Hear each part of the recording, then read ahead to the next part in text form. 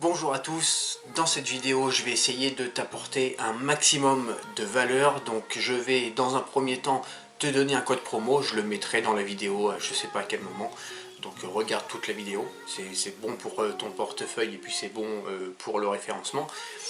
Et puis deuxièmement, on va devoir parler d'investissement. Donc on va faire un petit disclaimer avant de commencer cette vidéo. N'oublie pas le plaisir de la collection, le plaisir de classer, déclasser ses cartes, etc., d'ouvrir des boosters. C'est extrêmement important, mais c'est juste que c'est pas le sujet de cette vidéo. Aujourd'hui, je vais te donner les objets et cartes Pokémon dans lesquels, selon moi, tu devrais investir en août 2021. Quel est le but de tout ça?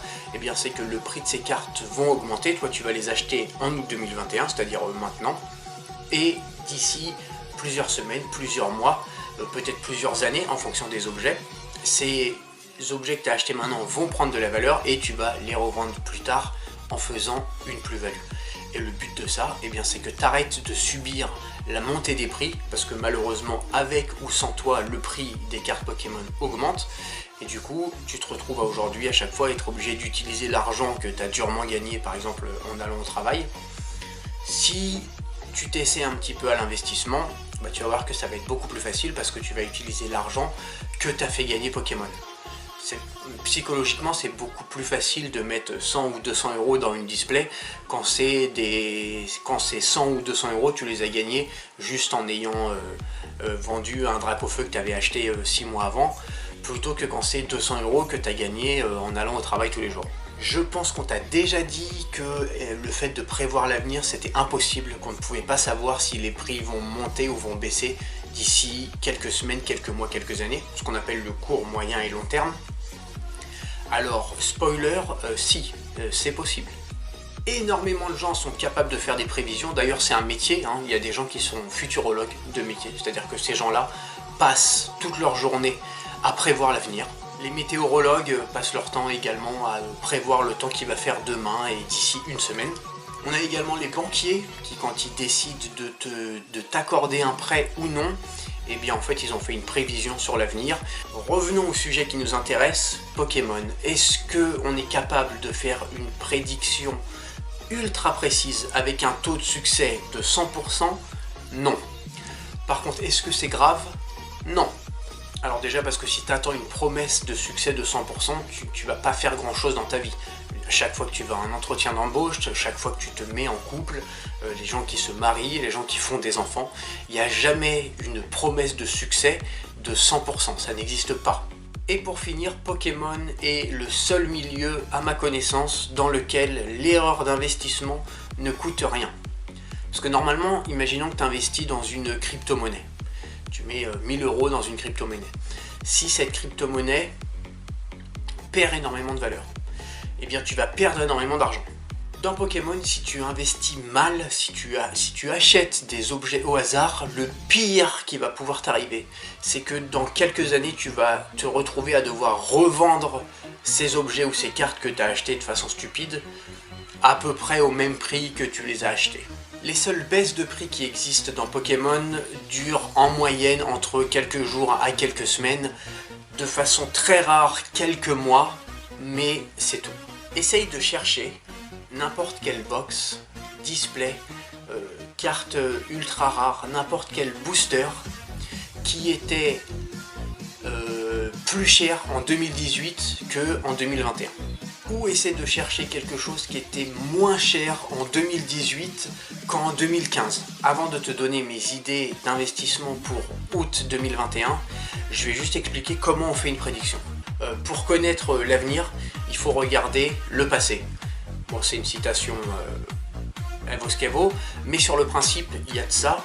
Et au mieux, c'est regarder les expériences passées et puis y ajouter l'expérience du réel présent.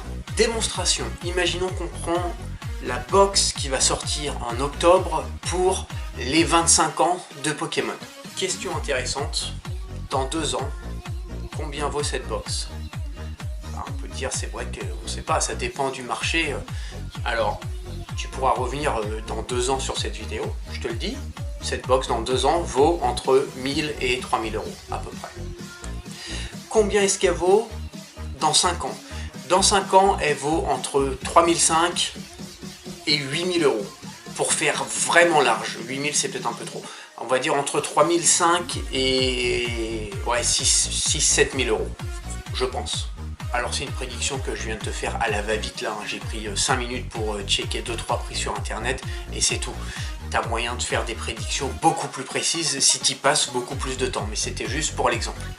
Comment on fait ça? D'abord on regarde l'expérience passée. On peut par exemple prendre comme exemple le fait qu'il y a la box des 20 ans, CP6, qui est donc sortie pour les 20 ans de Pokémon. Donc elle est sortie il y a 5 ans, on est bien d'accord, puisque on va être sur les 25 ans de Pokémon. Et en 5 ans, aujourd'hui cette box elle se vend combien? Elle se vend à peu près, j'ai plus les chiffres en tête là, mais grosso modo 3000 euros la box. Cette donnée du passé, elle est intéressante, mais elle est incomplète. On va donc maintenant utiliser les connaissances qu'on a du présent. Qu'est-ce qu'on sait du présent? On sait qu'avec la hype de Pokémon, etc., il y a beaucoup plus d'acheteurs qu'il y a 5 ans. On sait également que... Enfin, on sait. Je pense, on va dire plutôt ça, je pense que Pokémon n'a pas un problème de capacité de production, c'est juste que ils entretiennent cette hype. Donc il y a des très grandes chances qu'il y ait à peu près le même nombre de box disponibles pour les 25 ans que pour les 20 ans. Donc si on imagine qu'il y a plus d'acheteurs, mais qu'on imagine que l'offre et le nombre de box disponibles va être le même, on peut facilement penser que le prix de la box des 25 ans comparé à celle des 20 ans va augmenter plus fort, plus haut et plus rapidement. On sait aussi que des box qui contiennent entre 10 à 15 boosters dépassent très rarement, je sais même pas si ça existe, les 6-7 000 euros. C'est pour ça que quand je t'ai dit 8, après je me suis repris. Et donc on peut imaginer que ce soit plus de 3000, parce que la box des 20 ans coûte 3000, et la hype est plus violente, donc ça va être plus cher. Est-ce que ça va taper des plafonds à 6, 7, 8000? Je sais pas. Mais on peut estimer que dans 5 ans, cette box du coup va coûter entre 3005 et 8000 euros si tu veux ne pas te tromper. Si tu veux prendre un petit peu plus de risque, tu peux dire entre 3005 et 6000 euros. Et tu verras qu'on sera dans ces prix là. Allez, petit instant code promo et puis après on passe au dur de la vidéo. En tapant le code promo YTJTCG10, tu auras 10% de réduction sur ta commande.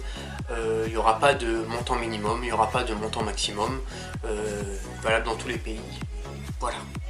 Allez, on y va pour commencer. Le premier conseil le plus obvious de cette vidéo, bien sûr ça s'applique uniquement pour les cartes japonaises. Tous mes conseils s'appliquent que pour les cartes japonaises, je ne connais pas le reste, je ne fais pas le reste, c'est pas du tout mon rayon. Il faut acheter du booster Wizard. Le booster set de base, je le conseille moyennement parce qu'il est très cher et en plus, il n'y a pas ce truc d'avoir une holo garantie. Donc, est-ce que c'est pesé, pas pesé, etc. Bon, c'est toujours compliqué. Mais acheter des boosters Team Rocket, Jungle, Fossil, etc. À une hauteur d'à peu près 250 euros par booster, c'est à aujourd'hui très bon. C'est un investissement qui est sur le long terme, mais qui est sûr. Donc, c'est pas du tout, ce genre d'investissement, c'est pas du tout pour que tu les revendes fin 2021. Ça a peu d'intérêt. Même si peut-être que tu vas faire 50 ou 100 euros de marge, mais ça n'a pas d'intérêt. Tu pourrais faire 50 ou 100 euros de marge en achetant d'autres produits beaucoup moins chers. Donc c'est pas très intéressant.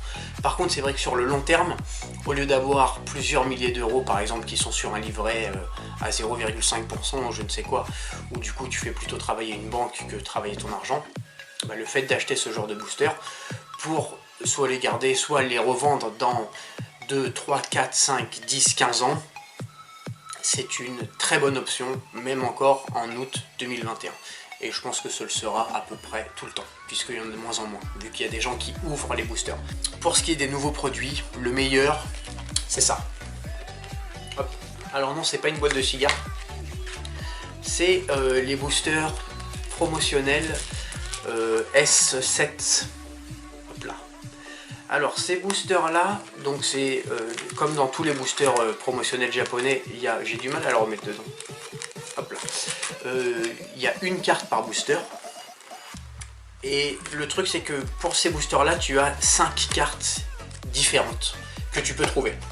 Pourquoi est-ce que je suis sûr que les boosters promotionnels S7 vont exploser dans les prochains mois? Déjà parce que les boosters S4 promo, voilà leur prix à aujourd'hui. Deuxièmement, à aujourd'hui ces boosters valent à peu près 600 yens et le truc c'est que donc tu as 5 cartes différentes que tu peux trouver. Il y a une carte par booster et tu as 5 cartes à trouver. Et sur ces 5 cartes, donc le booster vaut à peu près 600 yens et sur ces 5 cartes, tu as 3 cartes qui vaut à peu près 600 yens. Tu as une carte qui vaut dans les 1000 yens et tu as la Rayquaza qui vaut dans les 4000. Ce qui veut dire que les boosters ne sont pas assez chers. Parce que les gens, pour l'instant, si tu achètes des boosters et que tu les ouvres et que tu vends les cartes à l'unité qu'il y a dans ce booster là, tu vas gagner de l'argent. Et ça, c'est pas possible. Deuxièmement, avec la hype pour la sortie de l'édition des 25 ans de Pokémon, il y a énormément de gens qui gardent de l'argent, qui gardent plusieurs centaines, voire plusieurs milliers d'euros, parce qu'ils espèrent choper un maximum de box des 25 ans. Ce qui fait que pour l'instant, personne ne s'énerve sur ces boosters. Donc le prix n'a pas encore monté. Si on continue dans les petits budgets, on a les Rayquaza de S7R. J'en ai un petit peu plus, je crois, de dispo sur le site, mais grosso modo, c'est ceux-là. J'ai vu un peu sur des groupes Facebook des gens qui vendent les deux pour 40 €. Ça me paraît un peu cher, ça me paraît un petit peu rapide, mais chaque fois qu'il y a un Rayquaza de toute façon sur une carte, le prix monte. Je pense que les prix ne sont pas assez chers encore pour l'instant, donc je pense que c'est le moment. Petite proposition là qui est plus liée à Japan TCG, j'ai pu trouver ces deux boosters à un prix vraiment bien, donc ce qui fait que je te propose ces boosters là grosso modo 40 ou 50 €, je sais plus, en dessous de eBay. Et sur eBay, j'ai trouvé qu'un seul vendeur qui en a.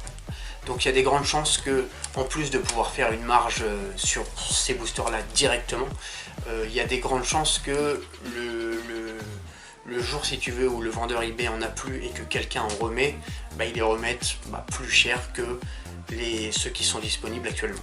Voilà. Alors je voulais te parler d'autre chose, mais j'en ai plus en physique.